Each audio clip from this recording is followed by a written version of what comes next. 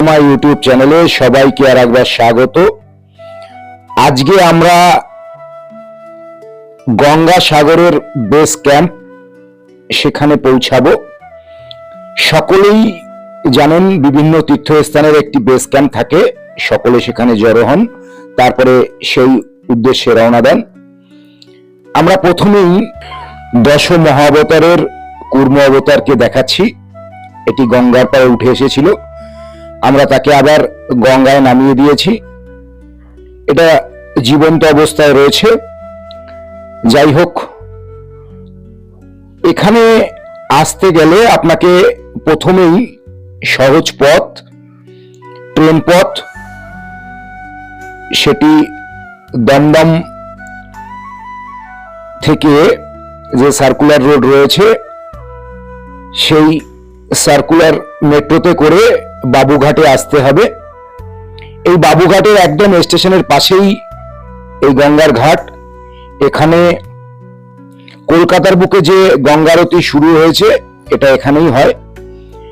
এখানে একটি গঙ্গা মন্দির রয়েছে, তারপরেই একটি পূজিত মা তারার মূর্তি এবং বামদেবের মূর্তি রয়েছে।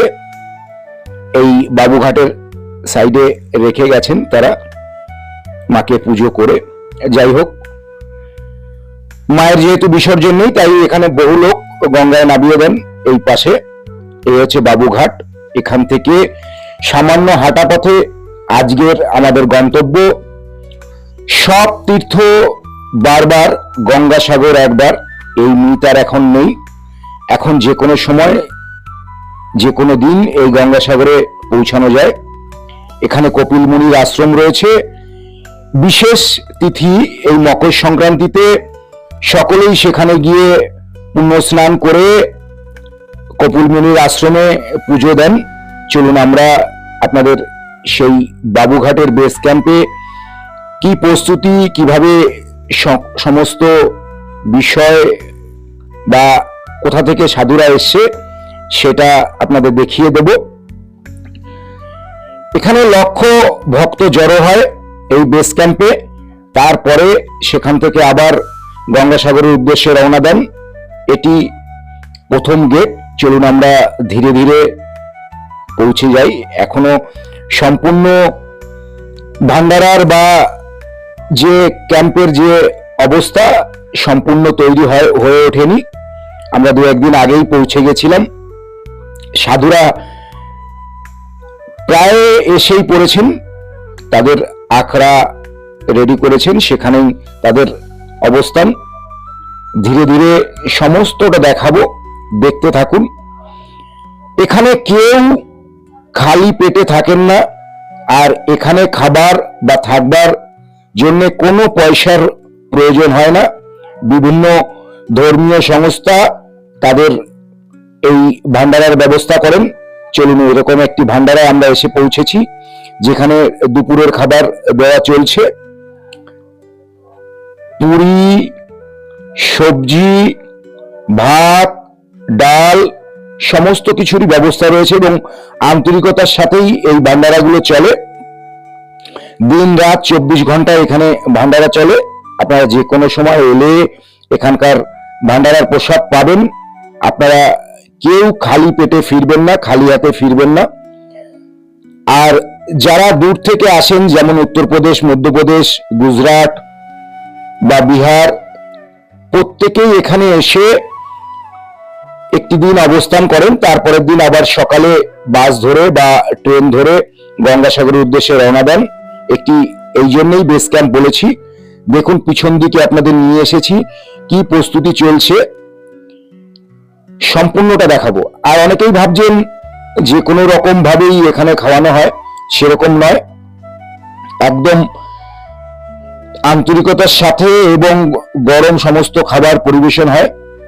দেখুন কি চরম ব্যস্ততা হেসেলে বা রান্নাঘরে। 8 তারিখ থেকে বা 6 তারিখ থেকে এই ভান্ডারাগুলো শুরু হয়।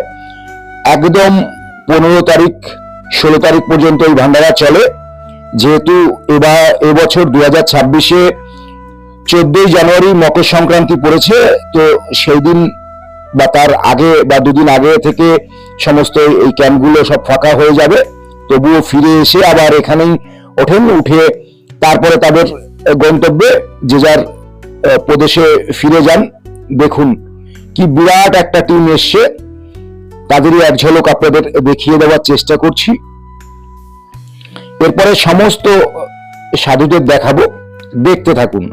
আর দেখতে দেখতে যদি ভালো লেগে থাকে তাহলে একটি লাইক, আর চ্যানেলে যদি নতুন হয়ে থাকেন চ্যানেলটিকে সাবস্ক্রাইব করে পাশে থাকবেন, এই আশা, এই অনুরোধ সকলের কাছে রাখছি। আর সকল সনাতনীদের কাছে একটি অনুরোধ, একটু শেয়ার করে সকলকে দেখিয়ে দেওয়ার ব্যবস্থা করবেন।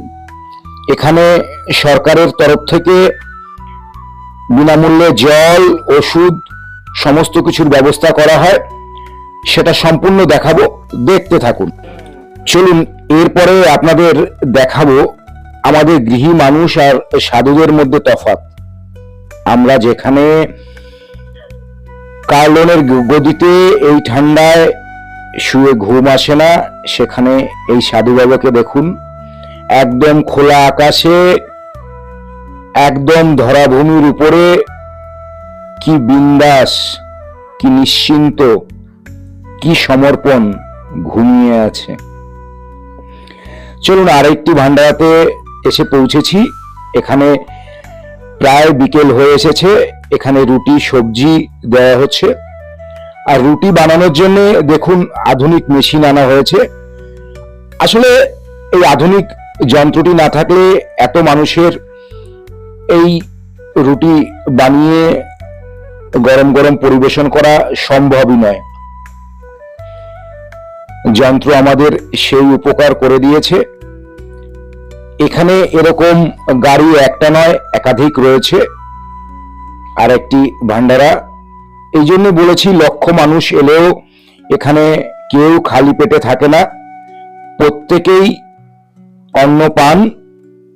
দেখুন এই ভান্ডারাতে সেই একই খাবার, দুপুরের খাবার, পুরি, সবজি, ডাল, ভাত।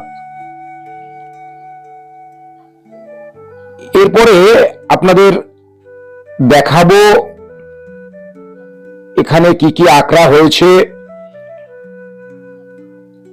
কি সাধু বা কোথাকার সাধু তারা এসেছেন, সমস্তটা দেখাবো। দেখুন এখানে কিন্তু মেলা বসেছে, আপনি এখানে সমস্ত ধরনের জিনিস পাবেন। এটি একটি দোকান যেখানে আপনি তান্ত্রিক সামগ্রী পাবেন। এক সাধু বাবা এই দোকানটি দিয়েছেন, সমস্তটা দেখিয়ে দিচ্ছি। এখানে সমস্ত ধরনের তান্ত্রিক জিনিস এই দোকানে পাওয়া যায়, মালা থেকে ঝোলা, ঝোলা থেকে বিভিন্ন তান্ত্রিক সামগ্রী। পাশেই এক নাগা সাধু, তার আখড়ায় তিনি বসে আছেন, ভক্তদের তিনি আশীর্বাদ করছেন, এবং প্রত্যেকটি নাগা সাধুর আখড়ার সামনেই ধুনি জ্বলছে, সে দৃশ্য আমরা দেখতে পাচ্ছি। চলুন এরপর আপনাদের সকলকে নিয়ে একটু আরেকটি আশ্রমে যাব এবং এই সাধু বাবাকে দেখাবো। দেখুন রাম ভক্ত হনুমান এই সাধু বাবার ভক্ত হয়েছে, সেই দৃশ্য আমরা আপনাকে দেখাচ্ছি। হনুমান তার একদম কাছে সর্বক্ষণ থাকেন। এবার এসি একটি আখড়াতে, যে আখড়াতে নর অথবা নারী নন, এরা সব কিন্নর। কিন্নর আখড়াতে প্রচুর কিন্নরদের এখানে সমাবেশ হয়েছে। আমরা ইতিমধ্যেই এই আখড়া বিভিন্ন সোশ্যাল মিডিয়াতে বা সংবাদের মাধ্যমে দেখেছি, আমরাও দেখিয়ে দেওয়ার চেষ্টা করছি। দেখুন এই সাধু বাবার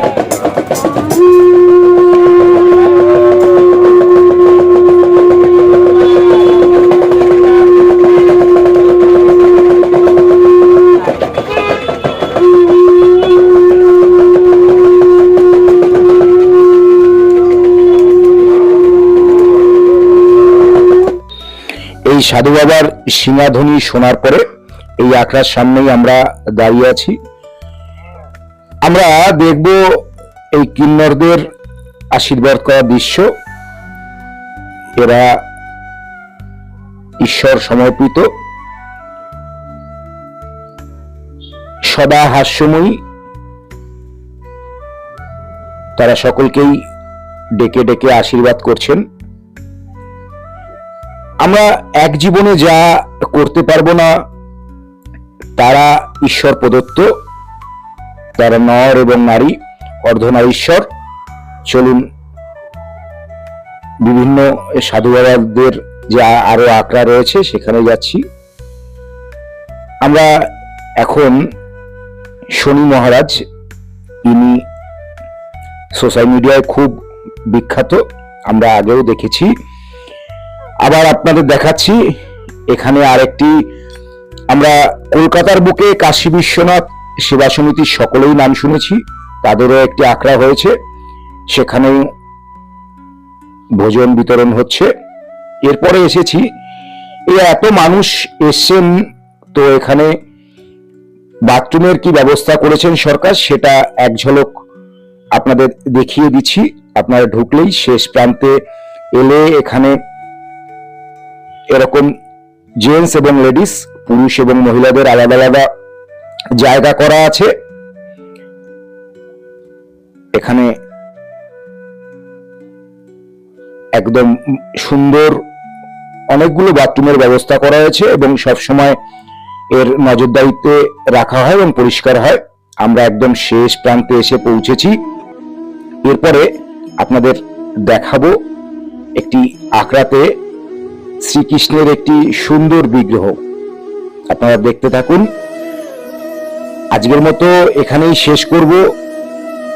যদি ভালো লাগে আবারও বলছি একটি লাইক এবং চ্যানেলটিকে সাবস্ক্রাইব করে পাশে থাকবেন, আশীর্বাদ করবেন।